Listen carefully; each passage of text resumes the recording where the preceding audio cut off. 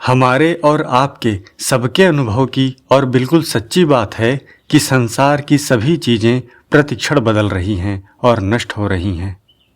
आज आपका बचपन का शरीर जैसा था वैसा है क्या? बचपन के भाव हैं क्या? बचपन की परिस्थितियां और मान्यताएं आज हैं क्या? जिन खेल खिलौनों को बचपन में सुख की सामग्री मानते थे, आज उन्हें मानते हैं क्या? तो बचपन की सारी चीजें बदल गईं, पर आप वही हैं जो बचपन में थे।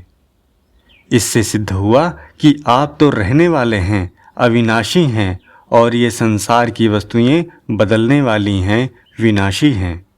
अतः अविनाशी होकर विनाशी के साथ रहना गलती की बात है। मैं आपसे यह नहीं कहता कि घर छोड़ दो, परिवार छोड़ दो, धन छोड़ दो, वस्तु छोड़ दो, परंतु यह कहता हूं कि इनका आश्रय मत लो, इनका भरोसा मत करो, क्योंकि आप तो रहने वाले हैं और ये रहने वाली हैं नहीं। इन जाने वाली चीजों से काम कैसे चलाओगे? यह शरीर, यह कुटुंब, यह धन, यह मान आदर सब नष्ट होने वाले हैं, रहने वाले तो परमात्मा हैं। अतः उन्हीं का आश्रय लो, उन्हीं की शरण लो।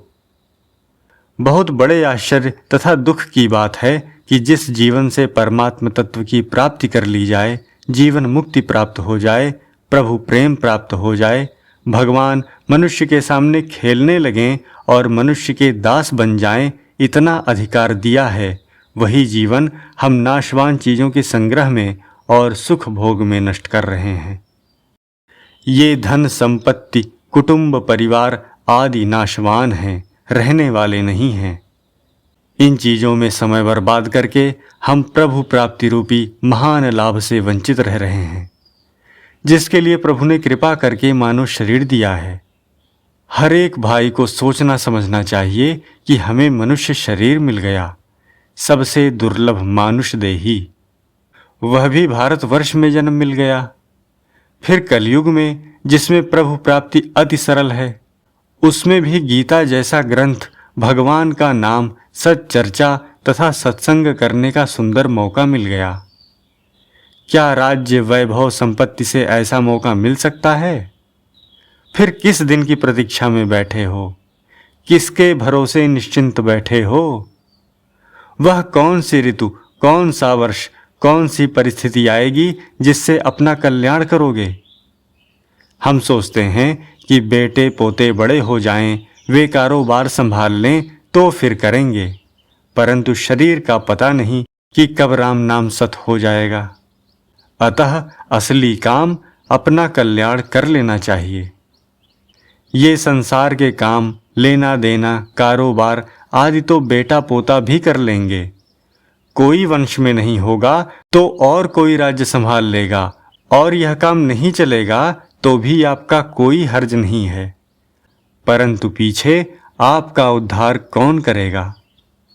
मानव शरीर पाकर यदि भगवान का भजन न करें तो उसके समान हानि नहीं है, और उस हानि को हम सह रहे हैं।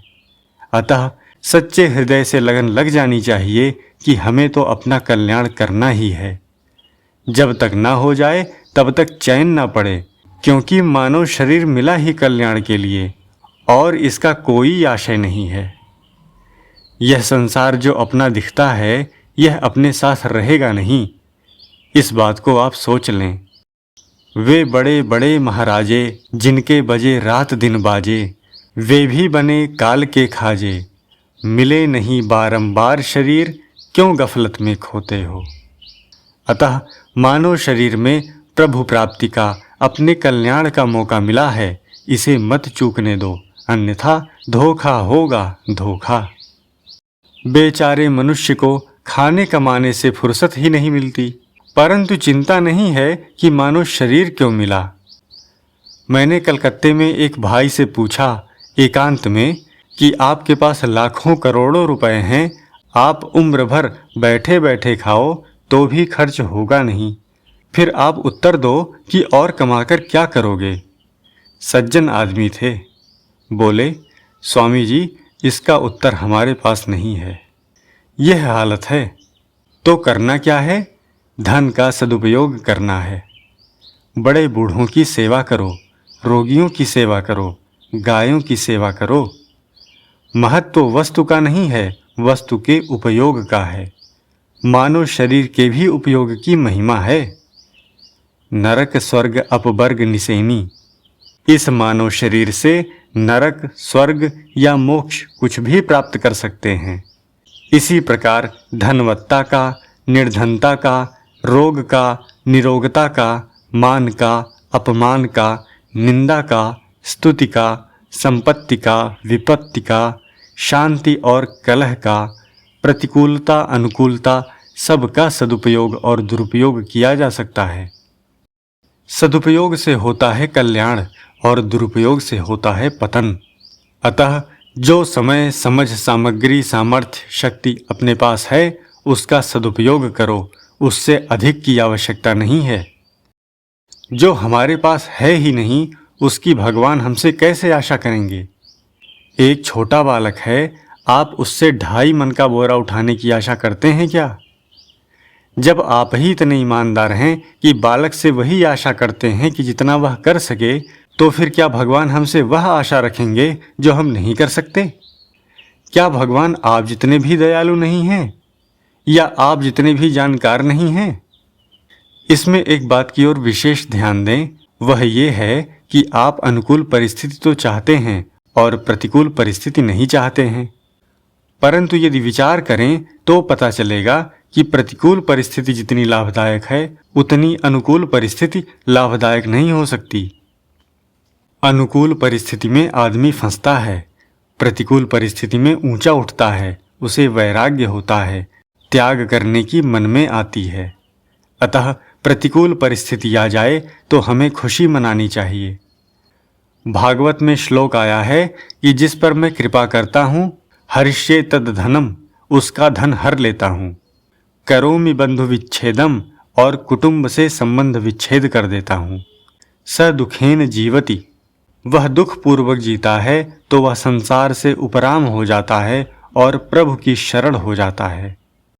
दूसरी बात यह है कि अनुकूल परिस्थिति में पुण्य नष्ट होते हैं और प्रतिकूल परिस्थिति में पाप नष्ट होते हैं। अतः प्रतिकूल परिस्थिति में आनंद मनाना चाहिए कि बड़ी भारी कृपा हो गई। यह बात बिल्कुल सच्ची और सिद्धांत की है। आप स्वयं विचार करें, कोई भी व्यक्ति और कोई भी परिस्थिति आपके बाधक नहीं हो सकती। आप स्वयं ही अपने बंधु तथा स्वयं ही अपने शत्रु हैं। आत्मय ह्यात्मनो बंधुरात्मय वरिपुरात्मनः। मनुष्य आप ही अपना मित्र और आप ही अपना शत्रु है, और कोई ना तो शत्रु है ना मित्र है। परिस्थिति का यदि सदुपयोग करें तो वही परिस्थिति उद्धार करने वाली हो जाती है। उदाहरण के लिए ध्रुव जी का दृष्टांत है। ध्रुव जी से द्रोह रखने वाली माँ सुरुचि, प्यार करने वाली माँ सुनीता और उदासीन नारद बाबा तीनों ही कल्याण में सहायक बने। अतः जो परिस्थिति प्राप्त हो उसका पूर्ण सदुपयोग करो। यह मत सोचो कि अनुकूल परिस्थिति आएगी तब भजन करेंगे, पैसा कुछ हो जाए तब भजन करेंगे, छोरा काम संभाल ले फिर भजन करेंगे। फिर नहीं होगा, किसी का हुआ नहीं।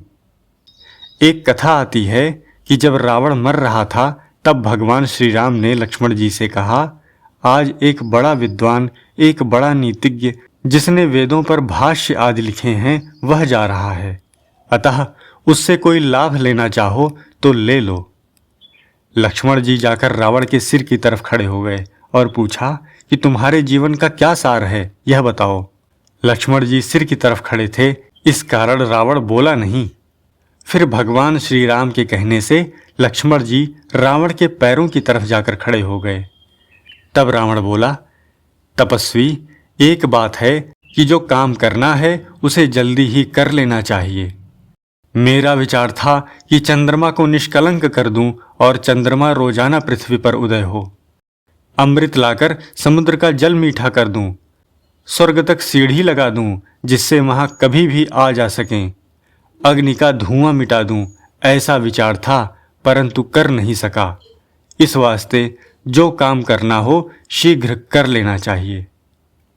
अतः प्रत्येक अनुकूल या प्रतिकूल परिस्थिति जो भी आपको प्राप्त है उसका सदुपयोग करोगे तो वह आपके कल्याण में सहायक हो जाएगी।